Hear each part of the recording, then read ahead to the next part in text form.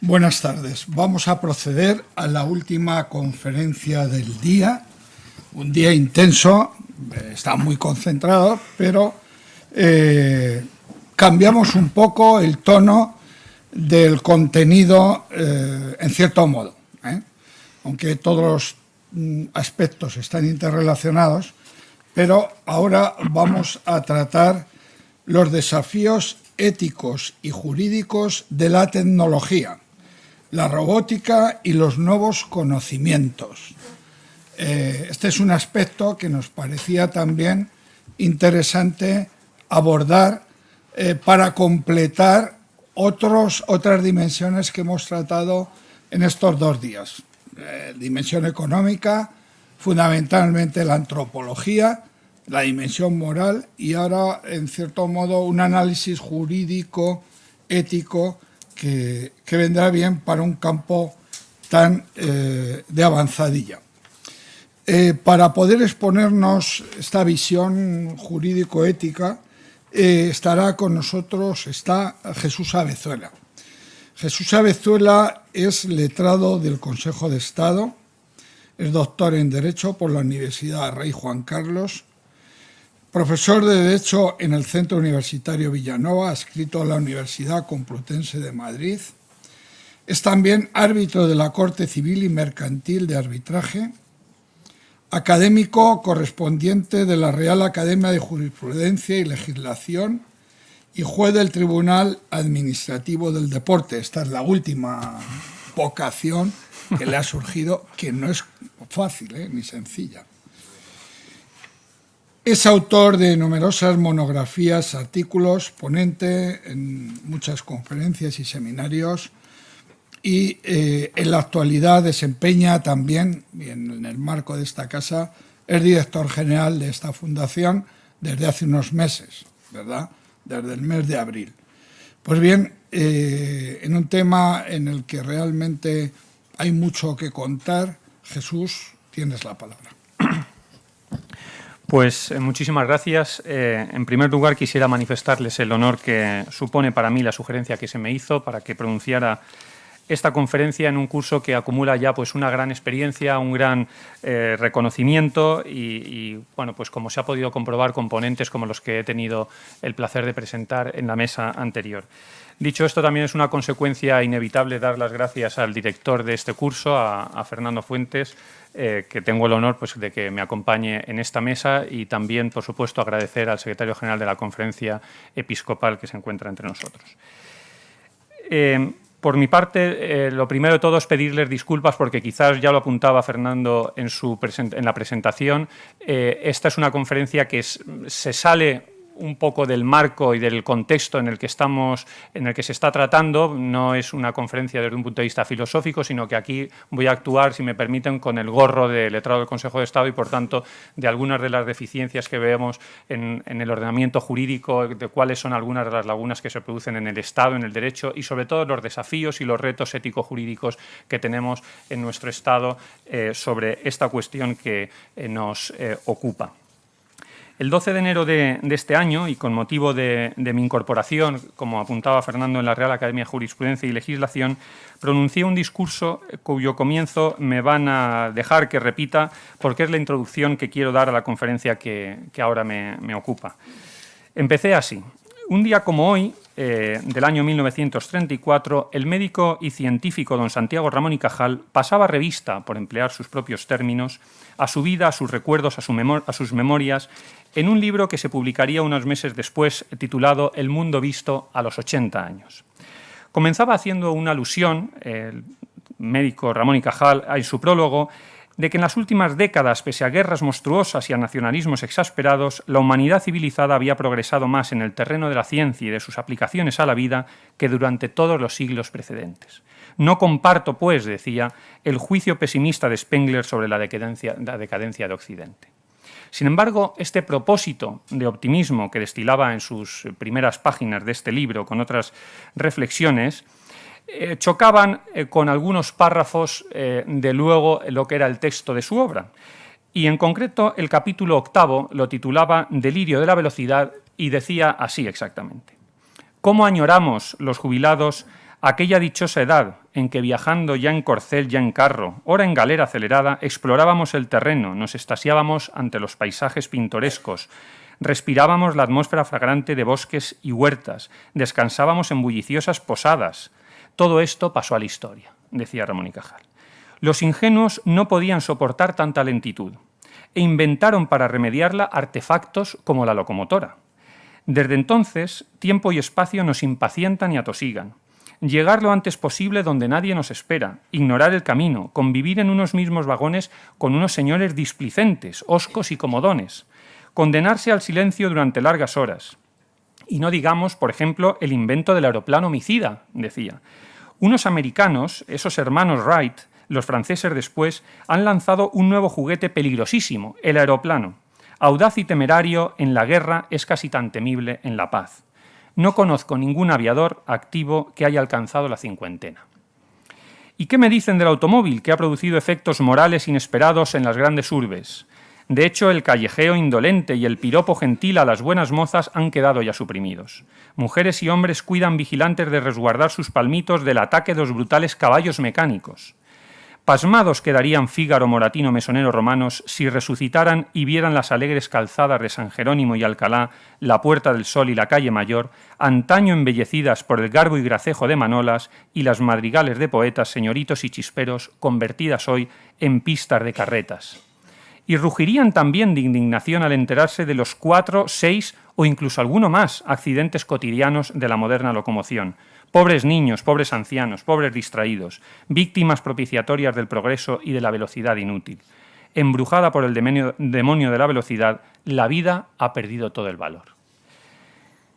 Ante estas reflexiones de Ramón y Cajal, que hacía referencia en este capítulo sobre el delirio de la velocidad, en los años 30, y que le parecía la velocidad de 30 o 40 km/h una velocidad extraordinaria y claramente perjudicial para la salud, unas décadas después, no hace mucho, es decir, hace muy pocos años, otro científico, Stephen Hawking, hacía las siguientes declaraciones. El planeta Tierra se nos ha quedado pequeño, sus recursos no son suficientes. Es necesario convencerse de la necesidad de empezar a poblar otros planetas. El famoso científico ha vaticinado recientemente en el Daily Mail que habría asentamientos humanos en la Luna dentro de unos 50 años y aseguró que antes del 2100 habrá ya personas viviendo con absoluta naturalidad en el planeta Marte. Y concluía así: si no somos capaces de colonizar nuevos planetas, la raza humana se enfrentará a una extinción inminente por la sencilla razón de que la Tierra no podrá alimentarnos a todos. Nuestro planeta es un mundo viejo amenazado por el creciente número de habitantes y la limitación de sus recursos. Debemos anticiparnos a esas amenazas y tener un plan B. Qué pocos años, visto en el horizonte temporal de la humanidad, transcurren entre los pensamientos de Ramón y Cajal y los pensamientos de Stephen Hawking. Y sin embargo, ¿cuántos avances se han producido en estos últimos años? Si, como contaban los historiadores de la villa en los tiempos de Ramón y Cajal, las autoridades, las administraciones de entonces, parecía que no sabían cómo abordar las normas, por ejemplo, que habría que aplicar a esos que llamaba Ramón y Cajal artefactos ruidosos y veloces, ¿cuántas más dificultades tendremos o tendrán los poderes públicos, las autoridades actuales, sobre la mesa para afrontar una nueva regulación en el actual escenario que estamos viviendo con extraordinarios avances tecnológicos y científicos? Por eso quisiera distinguir o sistematizar mínimamente en esta exposición 3 tipos de reflexiones. Una primera sobre esos avances y dilemas a los que tienen que enfrentarse el derecho o algunos ejemplos de respuestas que de forma reactiva van dando. Una segunda sobre el impacto que este nuevo escenario, esta nueva civilización tecnológica o cuarta revolución, como los denominaban en la mesa anterior, tiene en el derecho en su conjunto. Y una tercera reflexión, a modo de conclusión, sobre la posición que, a mi juicio, debería adoptar o mejor preservar y cuidar el derecho en esta civilización tecnológica. Comenzaré, a modo de ejemplo, por algunos avances en materia de índole científico, como la clonación humana o el uso de células madre. Hace poco tiempo, un médico italiano, Severino Antinori, declaró que había implantado a una paciente suya en Dubái un clon humano, planteándolo en términos jurídicos como el derecho a la reproducción a nuestra propia imagen. o el derecho a devolver a unos padres un hijo exactamente igual al que habían perdido. Y frente a ello, además de las muy razonables críticas, en mi opinión, y de otros muchos científicos, como la del español Francisco Ayala, decía: se pueden llegar a clonar órganos humanos, pero lo que no se puede es clonar una persona que ha estado más allá de lo genético influida por su entorno, por sus experiencias, por sus metapensamientos. Decía que la mayoría de las regulaciones jurídicas, curiosamente, guardan silencio o tímidamente prohíben o autorizan la clonación de células madre con fines terapéuticos. O el caso de la criopreservación, respecto de la cual recordarán que no hace ni un año, fue yo creo que a finales del año 16, en Londres se dictó una sentencia a favor de una niña de 14 años, enferma terminal de cáncer. Esta niña había recurrido a la justicia para que su cuerpo fuese criogenizado con la esperanza de ser despertada en un futuro en que la enfermedad tuviera ya cura. Su abuela materna, en contra de la opinión del padre de la menor, costeó el proceso y actualmente se encuentra, sobre esto ha habido mucha polémica, pero actualmente se dice que se encuentra en un tanque de nitrógeno líquido en Estados Unidos a una temperatura de menos 196 grados. La niña declaró en el proceso lo siguiente, le declaró ante el juez: mi enfermedad hoy no tiene tratamiento, por lo que en lugar de morir quiero tener la oportunidad de ser despertada incluso dentro de cientos de años, cuando en el futuro puedan encontrar una cura para mi cáncer y entonces despertarme. Y le concluyó al juez: esta es mi oportunidad, este es mi deseo. El juez sentenció a su favor sin ninguna norma jurídica que pudiese atacar o no atacar esta cuestión. Y avances igualmente en materias de índole tecnológico. Hemos introducido ya con absoluta normalidad en nuestras vidas, y lo venimos escuchando en estos 2 días de curso, Internet, móviles, tabletas, otros muchos dispositivos de alta tecnología, redes sociales, miles de aplicaciones que empleamos en nuestro día a día, cuestiones en procesos como Big Data, la nube, la digitalización, los Smart Contracts, las Smart City, el dinero electrónico, los bitcoins, el crowdfunding, etc. Todo ello que ha dado o está dando lugar a numerosas modificaciones y ajustes en nuestros ordenamientos jurídicos. Unos, como les decía, más tímidos que otros en la sociedad de la información en general, o más singularmente en temas como protección de datos, propiedad intelectual o derechos de autor, como por ejemplo los procesos de cocreación o coproducción en plataformas como las que todos ustedes habrán oído, Wikipedia. En estas diversas materias y tecnologías no son pocos los temas que se han planteado, como por ejemplo todo lo relativo a los riesgos para la privacidad y la seguridad de los usuarios. Ayer en una mesa redonda se ponía de manifiesto. Con la particularidad de que somos los propios usuarios los que publicamos la información. Nuestros ordenamientos están preparados o principalmente preparados para protegernos de los demás, pero no están preparados para protegernos de nosotros mismos. Así lo dice, por ejemplo, algunos autores, Pilar Ortiz, en un extraordinario artículo sobre redes sociales y tratamiento de la información personal, donde dice que los llamados nativos digitales quizás tienen un concepto distinto de la privacidad y son cada vez mayores, pero al mismo tiempo diferentes los conflictos que pueden advertirse en la jurisprudencia entre los derechos de información y libertad de expresión versus los derechos a la protección de datos, derechos a la intimidad, etc. Debemos también de orientar las regulaciones, a mi juicio, en el sentido de formar a los ciudadanos y a las compañías en eso que ha venido en llamarse cultura de civismo digital. Dicho en otros términos, más allá de los derechos constitucionales antes aludidos y que todos bien conocemos y de sus tradicionales conflictos, así como de la jurisprudencia que va desgranando tales relaciones, el derecho, creo, debe anticiparse y apelar a la responsabilidad tanto de los usuarios como de los diversos intervinientes en el diseño, en la programación, en el suministro de este tipo de servicios, como por ejemplo las redes sociales. Ello además permitiría una más fácil aplicación de los distintos derechos complementarios que surgen al hilo de la protección principal de la intimidad, entre otros. Valga como ejemplo el tema relativo al denominado derecho al olvido. Se trata del derecho a borrar los datos, a impedir la difusión de información personal a través de Internet, derecho que a su vez entre en conflicto con otros, como la libertad de expresión o incluso otros intereses públicos como la investigación o estadística. Recuerden que, en este sentido, uno de los primeros asuntos que enfrentó al buscador Google contra las agencias de protección de datos fue precisamente con la Agencia Española de Protección de Datos y que dio lugar a la sentencia del Tribunal de Justicia de la Unión Europea del año 2014 y que, insisto, fue con relación a un asunto español. se basaba en el hecho siguiente. Al introducir el recurrente, el señor español, su nombre y apellidos en Google, obtenía como resultado vínculos hacia 2 páginas del periódico La Vanguardia, en las que figuraba un anuncio de una subasta de inmuebles relacionada con un embargo por deudas que había tenido a la Seguridad Social, hecho que, según decía este hombre, estaba totalmente solucionado y resuelto desde hacía ya muchos años y que carecía de relevancia en ese momento. La reclamación solicitaba, por un lado, que se exigiese a La Vanguardia eliminar o modificar la publicación que no apareciesen sus datos personales. Y, por otro lado, solicitaba que se exigiese a Google que eliminaran o ocultaran sus datos para que dejaran de incluirse en sus resultados de búsqueda y dejaran de estar ligados a los enlaces de La Vanguardia. La agencia desestimó la primera de las reclamaciones, pero sí que estimaba la reclamación en la parte que se dirigía contra el buscador Google. Y Google judicializó el asunto, lo llevó a la Audiencia Nacional, lo perdió y lo planteó al Tribunal de Justicia de la Unión Europea. Y allí planteó una serie de cuestiones prejudiciales, dando lugar a esa citada sentencia que les he señalado anteriormente, que concluyó lo siguiente. Teniendo en cuenta el carácter sensible de la información, embargo de la Seguridad Social, y de que su publicación inicial se remonta a 16 años atrás, el interesado justifica que tiene derecho a que esta información ya no se vincule a su nombre mediante esta lista. Por tanto, puede exigir que se eliminen estos vínculos de la lista de resultados. Y a partir de ahí es lo que ha dado lugar a toda esa jurisprudencia y todo esto que ustedes ya habrán oído muy a menudo de lo que es el derecho al olvido. Todos estos distintos pronunciamientos judiciales o incluso buena parte de las regulaciones aprobadas, a mi juicio, son reacciones posteriores del derecho que incluso en ocasiones también tiene efectos no deseados.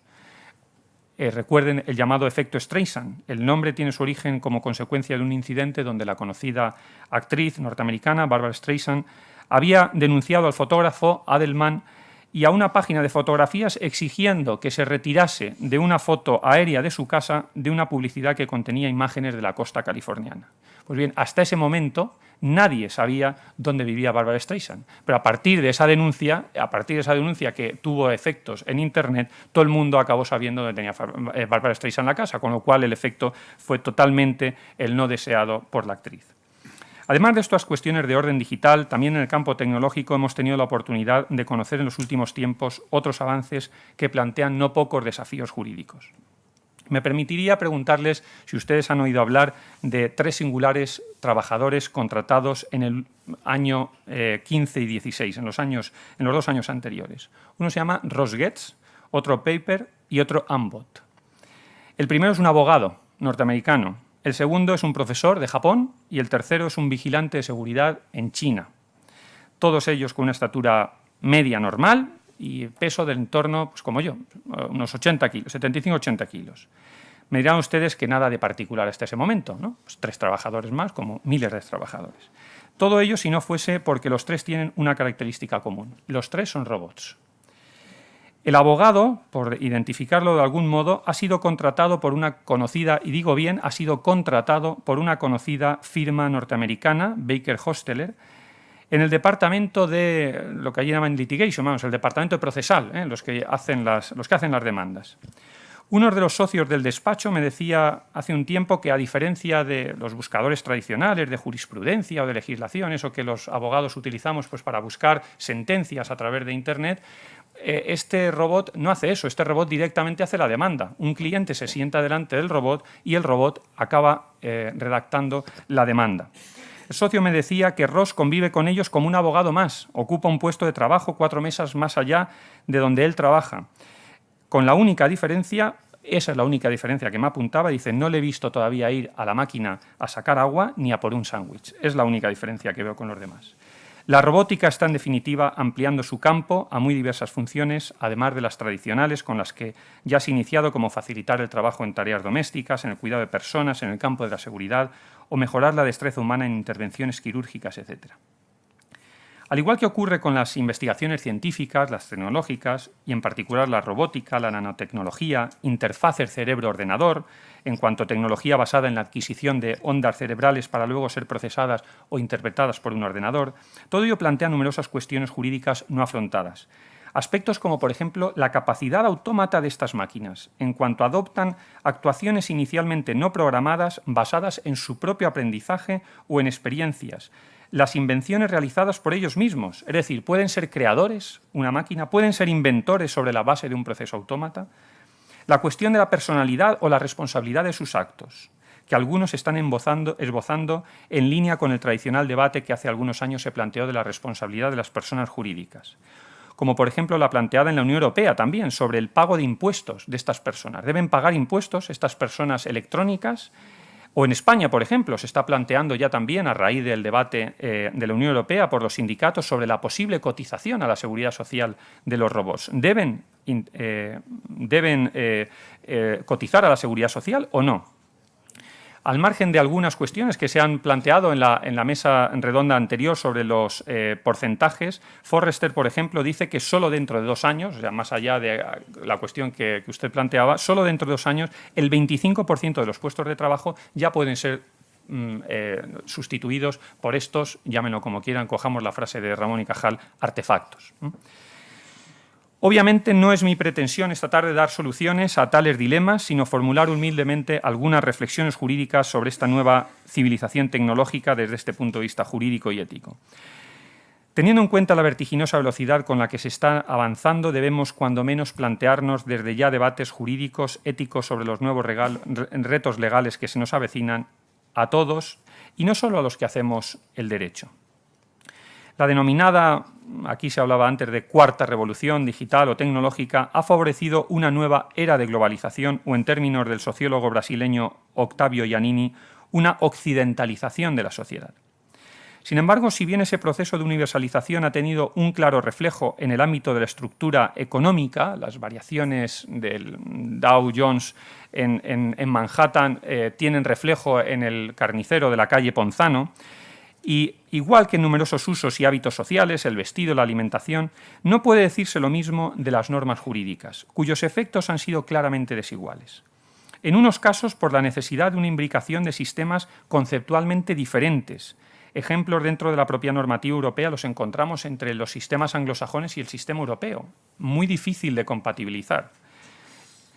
O en otros casos porque ni siquiera aquello que Peces Barba denominó como virtudes culturales de Occidente, como el respeto generalizado de los derechos fundamentales, el gobierno representativo, el imperio de la ley, ni siquiera se han extendido suficientemente o incluso en algunos casos, lamentablemente, han girado hacia un fundamentalismo de efectos indeseables, como hemos tenido la desgracia de vivir una vez más este verano, en esta ocasión en un desgraciado acto terrorista en las Ramblas de Barcelona.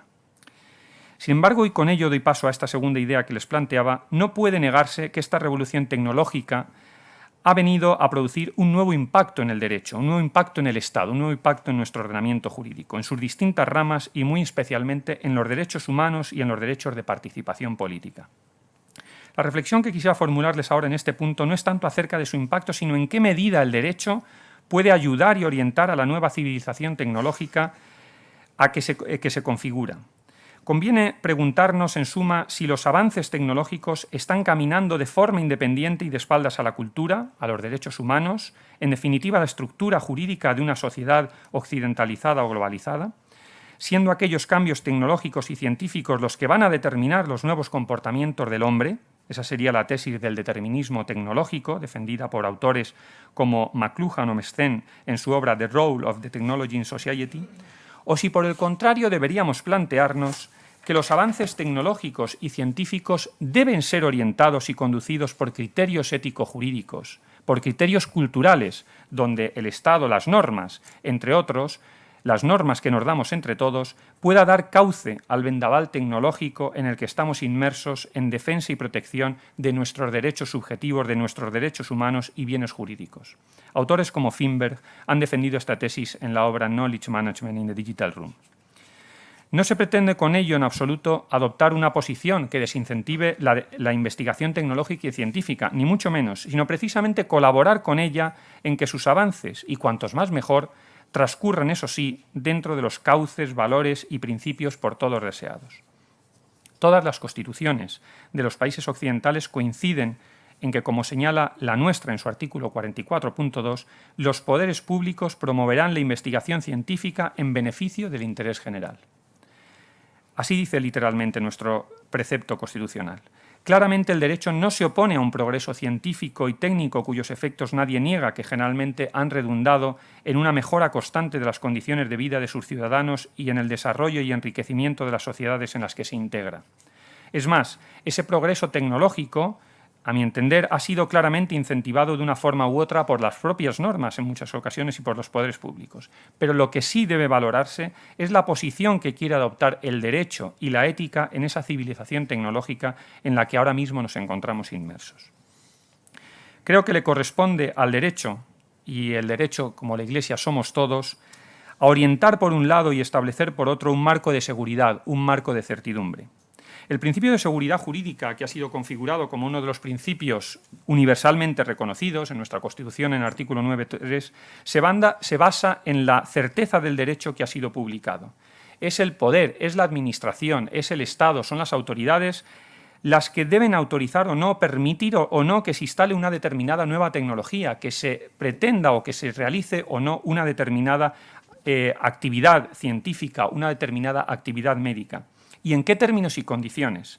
Y es también al Estado, a través de sus correspondientes órganos administrativos, a quien compete tomar una decisión ante un determinado planteamiento, por ejemplo, la manipulación genética. Es el Estado, por tanto, amparado en su legitimidad democrática y constitucional, y por tanto, insisto, todos nosotros, los que estamos obligados a resolver y a dar respuestas ciertas ante cualquier cuestión que se le suscite. El derecho debe tomar siempre una decisión, y no es el caso hasta ahora en muchos de estos ejemplos que les he puesto anteriormente.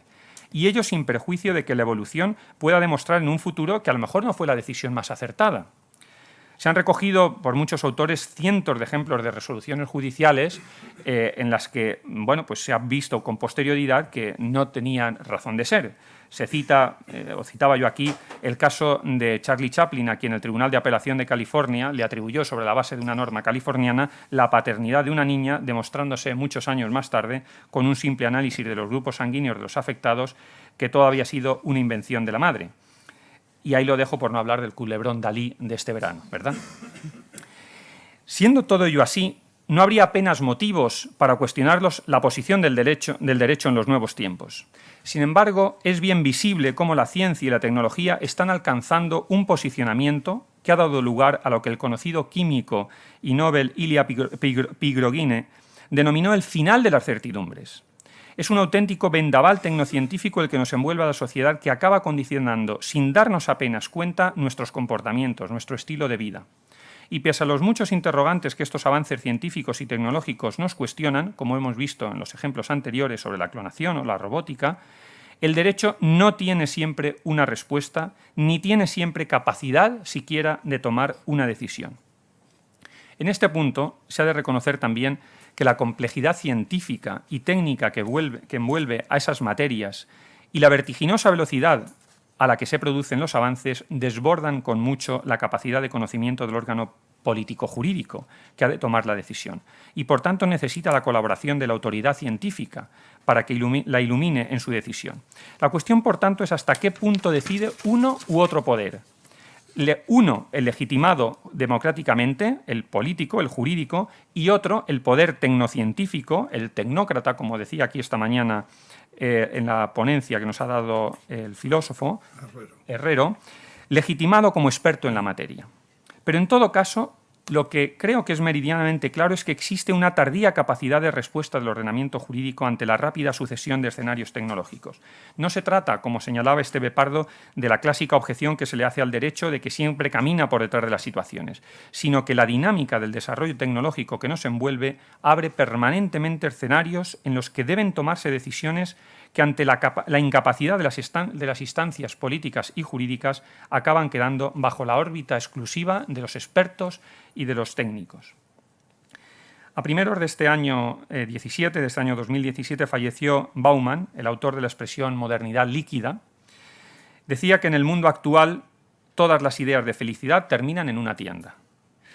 No cabe duda que la mercantilización de la sociedad y, consecuentemente, un progreso científico y tecnológico muy orientado por sus resultados económicos ha generado unos sistemas más favorables a la autonormación, a la autorregulación por parte de los propios sectores. Un doble proceso ha favorecido esto de la autorregulación. Por un lado, una paulatina transición de la producción de normas tradicional en el seno de órganos estatales y administrativos y con sus procedimientos de elaboración tradicionales hacia proceso de autoorganización y autorregulación de la ciencia y la tecnología. Y por otro lado, o quizás la otra cara de la misma moneda, la Administración y los productores tradicionales de decisiones jurídicas terminan asumiendo literalmente las propuestas técnicas y científicas que le ofrecen las compañías. Basta con remitirse a las muchas normas europeas en materia de alimentación, en materia de seguridad, de medicamentos, de energía, de medio ambiente, muchas más. Vienen a reproducir, y lo dicen literalmente los preámbulos de las normas jurídicas, si ustedes las recogen, los criterios expuestos exclusivamente por los comités científicos y técnicos nombrados ad hoc. Poco tiene que decir la Administración a ese respecto. ¿Y por qué se va diluyendo ese poder? ¿Por qué se va diluyendo esa administración de las instituciones de los Estados pese al aparente exceso de actividad regulatoria que desarrollan? Todos ustedes recordarán aquella fantástica película que nos narra los inicios del siglo XX en Estados Unidos, El cuarto mandamiento, de Orson Welles, donde en medio de una historia de amores y desamores se aprecia cómo surgía dentro del Estado un cuarto poder, el poder administrativo, un poder separado de lo político.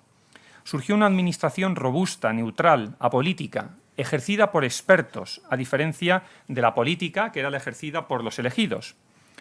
Es el planteamiento que se conoció como la administración científica, así calificada por autores como Frank Goodnow o Frederick Winslow Taylor.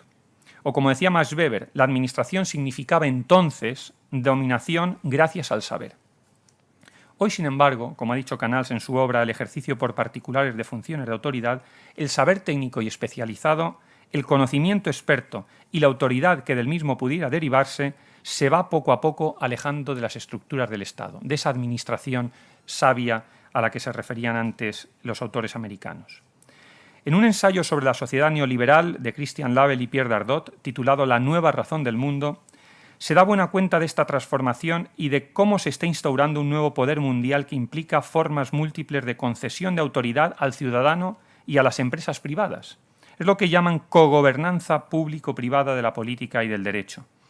Y es esta nueva hibridación generalizada de la política lo que explica la promoción de la categoría de la gobernanza para pensar las funciones y las prácticas del Estado, sustituyendo categorías tradicionales de derecho público, en primer lugar la de soberanía, y remitiendo cada vez más a una privatización de las normas jurídicas. Las normas jurídicas cada vez más no están en manos del Estado, no están en manos de la Administración, están en manos de las propias compañías, de las propias empresas. Desde luego que, entre otras muchas razones, esta delegación de funciones del Estado en la empresa se explica por la propia idiosincrasia del Estado, lo decía Ildefonso Camacho anteriormente. El Estado tiene un ámbito limitado al elemento de su territorio, mientras que la empresa tiene un ámbito absolutamente global y deslocalizado. Precisamente el Estado se apoya en esta circunstancia en la medida que la globalización de la empresa y las normas que universalmente ésta pueda desarrollar vía autorregulación le permite a aquel salvar una de sus limitaciones más relevantes en un mundo globalizado. Por hacer gráficas estas expresiones, si por ejemplo pensáramos en hacer una regulación a nivel mundial en la industria farmacéutica o de tecnología sanitaria, sería prácticamente impensable construir una regulación armonizada de todos nuestros ordenamientos jurídicos. Impensable. Sin embargo, vía autorregulación por las propias empresas, por las propias grandes multinacionales y asociaciones del sector, se ha conseguido actuar prácticamente en todos los países con unos parámetros muy similares como pueden advertirse en códigos éticos sanitarios, en ensayos clínicos, etcétera, que llevan a cabo este tipo de empresas. Es verdad que la llamada civilización tecnológica se compadece mal con los marcos temporales y territoriales tradicionales del derecho. Este, como se ha dicho, tiene una dimensión natural adscrita al ámbito territorial del Estado, que choca con los planteamientos que la ciencia y la tecnología formula con un carácter universal.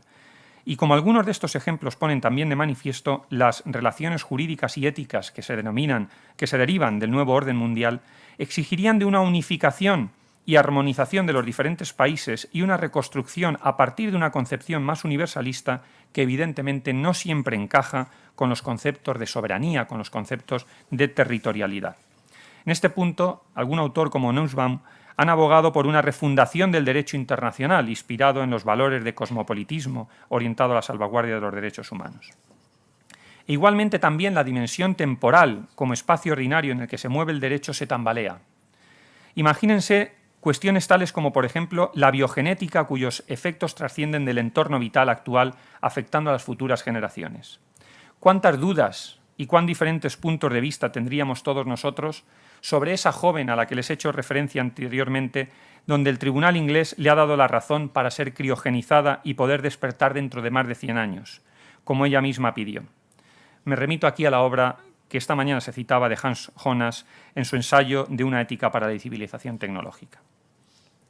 En línea con todo ello, los avances tecnológicos y científicos han supuesto que procesos que antes eran sencillamente resultados de fenómenos puramente naturales y por tanto exentos de toda responsabilidad para el hombre, ahora se tenga una capacidad de intervención mayor, dando lugar consecuentemente a una mayor responsabilidad. Como decían los científicos Wilmot y Mathieu en un premiado libro titulado Jugar a ser Dios, en la medida que la intervención humana se incrementa en todo tipo de procesos, medicina regenerativa, análisis prenatales en la propia industria alimentaria y otros muchos adelantos revolucionarios, su responsabilidad es proporcionalmente mayor ante los perjuicios que se pueden causar en el transcurso de estos procesos. Y como tercera y última parte, no me extiendo mucho más, ¿qué posición debe de adoptar el Estado? ¿Qué posición deben adoptar las autoridades administrativas? El profesor de la Universidad de Stanford, Ryan Calo, ha sistematizado las distintas cuestiones jurídicas, responsabilidades civiles, responsabilidades penales, privacidad, seguridad, consumo, entre otras muchas, que van o pueden ir surgiendo en estas disciplinas como el derecho de la red o el derecho de la robótica. Teniendo en cuenta la amplia magnitud de materias afectadas, quisiera destacar un concreto proyecto de investigación para luego concluir en las reflexiones más generales. Es un proyecto de la Unión Europea, se llama Roboló, liderado por dos profesores de la Universidad de Pisa, Bertolini y Palmerini. Estos autores van desmenuzando los distintos derechos y libertades que más impactan con la implantación de los robots en nuestras vidas. Y de este prolijo trabajo de investigación me gustaría extraer dos ideas. En primer lugar, ante la avalancha de las nuevas tecnologías disruptivas y de los descubrimientos científicos, existe una absoluta necesidad de que el derecho se anticipe y colabore en la orientación de estas tecnologías, con una regulación que equilibre, por un lado, el respeto de los derechos fundamentales, de la dignidad humana, de las libertades y del desarrollo de aquellas. Es una responsabilidad de todos nosotros impulsar la mejora de las tecnologías, de la ciencia, pero siempre hacia el interés general, como pondera nuestra Constitución.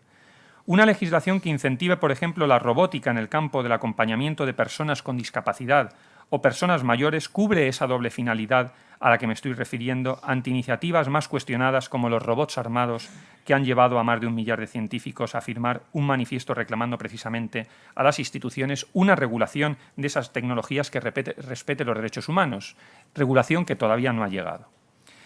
Y en segundo lugar, el tipo de normas que regulan esta materia. Ya he citado anteriormente el incremento de la autorregulación por parte de las empresas, en detrimento de los Estados. El proyecto europeo, en el concreto caso de la robótica, pone de manifiesto que la mayoría de normas que afectan a esta se encuentran en el seno de organismos internacionales no gubernamentales, las denominadas o las conocidas normas ISO. Y por tanto son normas que se refieren a aspectos tales como parámetros de calidad de fabricación, seguridad industrial, salud en el trabajo, todas ellas exentas en este momento de las autoridades administrativas del Estado y en consecuencia de la legitimación democrática y constitucional. Son normas que definen cuestiones industriales que no tienen carácter vinculante a nivel estatal. Países como Japón han aprobado normas sobre esta materia, pero son principalmente guidelines. A mi juicio resulta fundamental la implicación de los ordenamientos jurídicos en dar soporte ético, regulatorio, incorporando lo que se conoce como el soft law, o códigos de conducta. Dice Rifkin en su obra La sociedad de coste marginal cero que la universalización de los procesos tecnológicos y científicos ha generalizado este tipo de derecho a través de sistemas y protocolos de reputación que garantizan el cumplimiento de acuerdos alcanzados, generando más confianza social. Creo que lo importante es que el derecho ayude a que en el desarrollo tecnológico y científico y ante las distintas opciones que puedan manejarse en una determinada investigación, no pierda el objetivo último del servicio a ese interés general, a los derechos humanos, a la dignidad humana. La promoción de la investigación, que está reconocida en todas nuestras constituciones, como antes señalaba, no es ilimitada, como tampoco lo son los derechos y las libertades fundamentales. Está supeditada al interés general o, dicho en palabras de Esteve Pardo, no puede vulnerar valores, bienes o derechos de consideración superior. Se ha rescatado en los últimos tiempos un cuento corto de Isaac Asimov, escrito en el año 42, titulado Círculo vicioso, y en el que se aludía a 3 reglas básicas. Un robot no puede dañar a un ser humano, un robot debe cumplir las órdenes de un ser humano salvo que entre en conflicto con la primera regla, un robot debe salvaguardar su propia existencia salvo que entre en conflicto con la primera y segunda regla. Rafael de Asís, en un artículo sobre la ética de la robótica, sistematizaba las distintas posturas acerca de este marco ético-jurídico que debía regir desde el bioconservadurismo hasta el neodeterminismo o transhumanismo. Sin perjuicio de que existen aspectos de todas las posiciones que deben ser respetados o tenidos en cuenta, el derecho debe velar, como les decía, como eje central de toda regulación. El Estado debe estar presente por el mantenimiento de esa identidad humana y de su dignidad, lo que exige a su vez operar en muchos casos con eso que se ha venido a denominar como el principio de precaución ante una tecnosfera que nos sobrepasa. Dicho en otros términos, ante una tecnología desbocada, esta es una expresión de Landon Wiener, el derecho no debe perder uno de los principales referentes ético-jurídicos del mundo contemporáneo, como es la teoría de los derechos humanos. El estudio del impacto de la ciencia y la tecnología en el individuo y en el derecho a lo largo del siglo XX se ha estudiado desde muy diversas perspectivas y disciplinas, y podrían contarse por cientos las obras que se han escrito sobre esta materia. Clásicos como 1984, Big Brother o Telépolis son solo algunos ejemplos que se encuadran, como ha dicho Iglesias Garzón, dentro del denominado género del cyberpunk, en el que se mantiene la percepción de que una tecnología poderosa es potencialmente peligrosa para la autonomía de los humanos. El derecho, el Estado, las autoridades tienen que contribuir a que, independientemente de las teorías de ciencia ficción de Asimov o Gibson, la tecnología esté al servicio del individuo y es a él a quien debe favorecer. Y termino. Tenemos el privilegio de ser testigos de estar viviendo un progreso científico y tecnológico inimaginable y a la vez vertiginoso, como diría Alvin Toffler en su obra El shock del futuro. Pero al mismo tiempo tenemos la responsabilidad, cada uno desde su particular atalaya, cada uno desde sus instituciones, como la que ahora nos encontramos, de velar por que ese ritmo enormemente acelerado de la tecnología y de la ciencia no vaya consumiendo o esquilmando los valores culturales y éticos de nuestra sociedad. Acción sobre la cual el derecho, que es sobre lo que me corresponde hablar, y los órganos decisorios, ha sido y debe continuar siendo una piedra angular, como determina el centenario artículo 3 de nuestro Código Civil. Autores como Ribeider o Ferrari plantean que el derecho cumple una función social de orientación de comportamientos, en cuanto dirige y regula la conducta de los miembros de una sociedad determinada. De modo que, más allá de un sistema normativo, el derecho debe actuar como faro en las manifestaciones que dentro de la sociedad se vayan materializando y, en concreto, en los avances tecnológicos y científicos que vivimos. Por eso, cuando Arnold Toynbee sostiene que una civilización nace de una respuesta victoriosa a un reto, el reto del derecho, el reto de nuestro Estado, es dar respuesta victoriosa a la civilización tecnológica en la que ya nos encontramos plenamente inmersos. Muchísimas gracias y perdón por el retraso.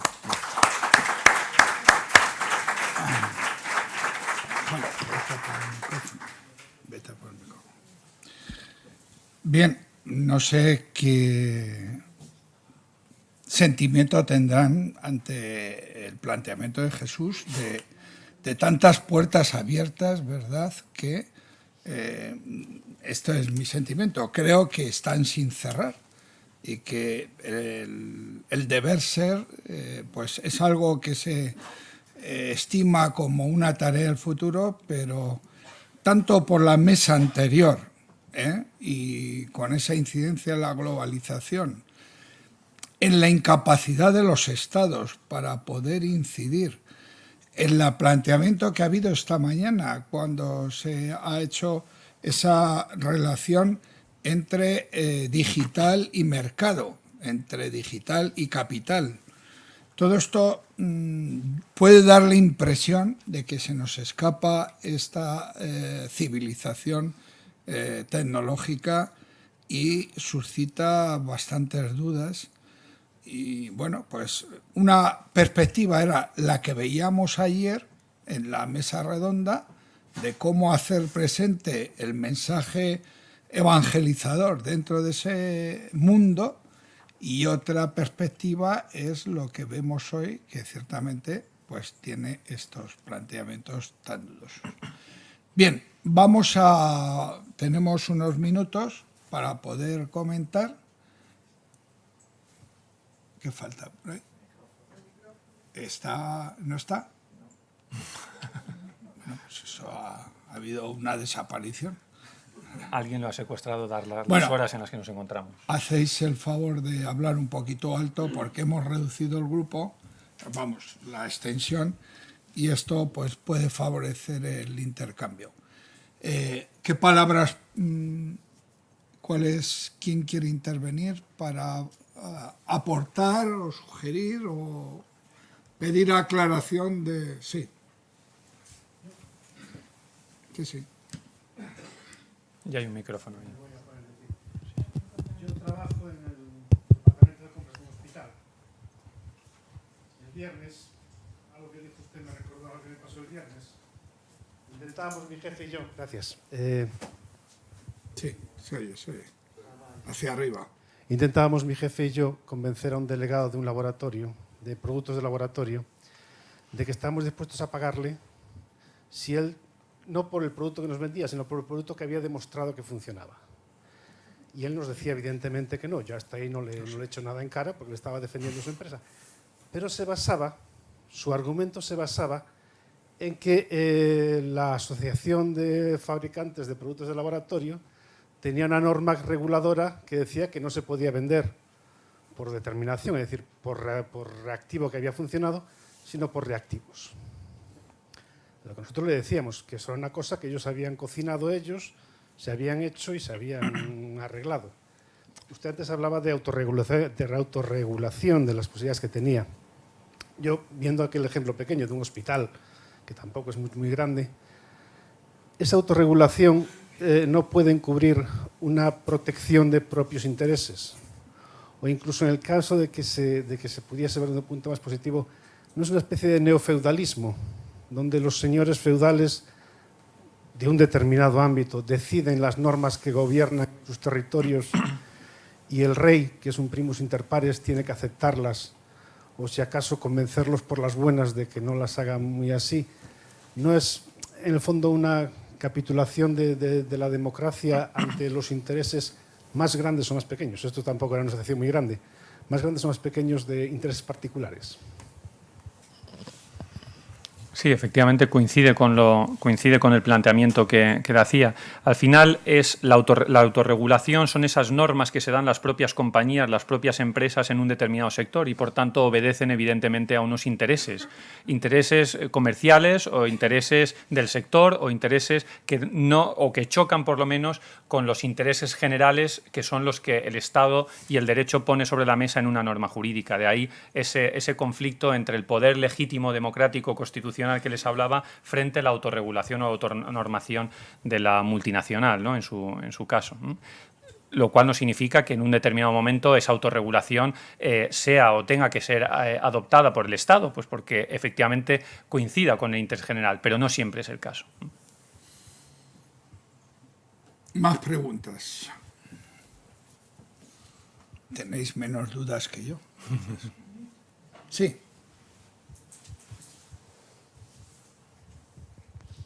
Yo creo que hablamos mucho de ética, de dignidad de las personas, pero realmente lo que pensamos en lo que llamamos el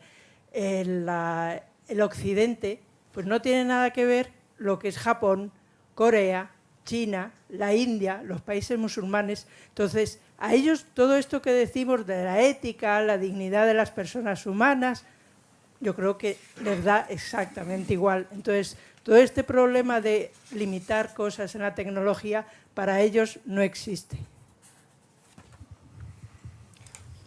Sí, comentaba en mi exposición que uno de los problemas es que todo esto de los derechos fundamentales occidentalizados, ¿no? Lo ponía en palabras de Peces Barba, ni siquiera se ha globalizado, ¿no? Y bueno, pues resultados lamentables tenemos, por desgracia. Totalmente de acuerdo con su reflexión. ¿Alguna palabra más? Pilar.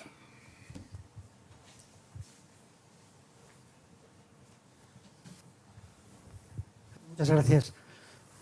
Me resulta difícil elaborarlo por la velocidad y por todo lo que me está sugiriendo. Pero de entrada, o sea, por una parte hay una realidad que está ahí, lo del robot que puede hacer una demanda, me ha llamado mucho la atención. Y por otra parte se habla de la necesidad de regularizar.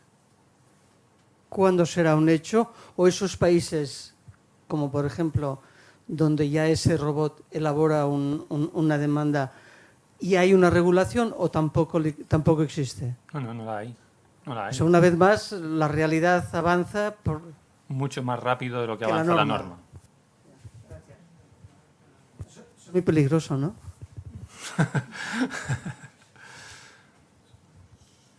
Sí, hay un vacío en materia, por ejemplo, de robótica, hay un vacío absoluto. El proyecto de la Unión Europea que les he citado, Robolaw, robot y law de ley en inglés, es un proyecto que nació con la intención de armonizar regulaciones en el ámbito de la Unión Europea, y los Estados todavía no han afrontado esa cuestión.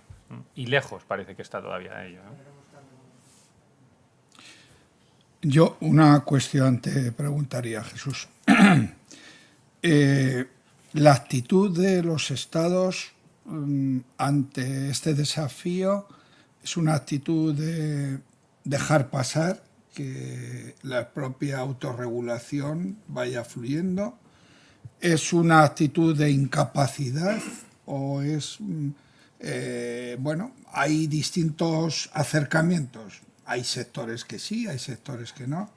¿Cuál es tu visión un poco respecto a ese campo?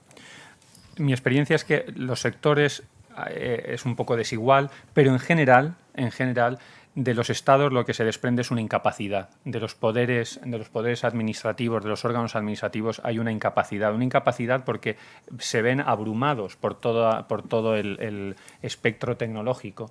De modo que ni un Ministerio de Sanidad o consejerías de Sanidad están capacitadas o se ven con capacidad y con fuerzas para abordar la cuestión en el ámbito sanitario, como por ejemplo se decía antes, o en el ámbito de la industria.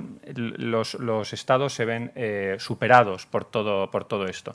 Y en la medida en que se ven superados, si viene la industria y viene con sus propias normas, con autorregulación, y bueno, pues esto es lo que hay. Con lo cual, y si lo tenemos que regular, porque al mismo tiempo estamos metiendo toda la presión de que el derecho va por detrás y el derecho no regula, pues le resulta muy cómodo al funcionario de turno, si me permiten la expresión, pues decir, bueno, pues aquí está la norma. Pero esa norma no es una norma reflexionada, donde el interés general prima, sino que es una norma impuesta porque, bueno, pues la técnica se apodera en este caso, ¿no? ¿Alguna palabra más? Bueno, pues parece que está, como he dicho, una puerta abierta, y por eso hay también la nota de preocupación ante este horizonte. Nosotros vamos a seguir trabajando en el curso. Mañana tendremos una exposición que yo creo que en el campo de las ideas nos lleva aún más allá, ¿no? Es decir, nos hablarán de innovación, cambio, y además por un experto digital. Y bien, no podemos quedarnos deslumbrados por ese mundo, como decíamos esta mañana, ¿no? El romanticismo de la técnica, sino también el interrogarnos por esos desafíos. Nos vemos mañana. Mañana tendremos la Eucaristía al principio de la mañana. Los que estéis aquí o los que queréis venir desde la residencia de los Olivos, a las 8:30 celebraremos en la capilla del León XIII. En la capilla del León XIII nos juntamos menos, para que luego a las 9 pues podáis desayunar, o 9 y pico, y a las 10 comenzamos la sesión, última sesión de clausura por la mañana. Hasta mañana entonces.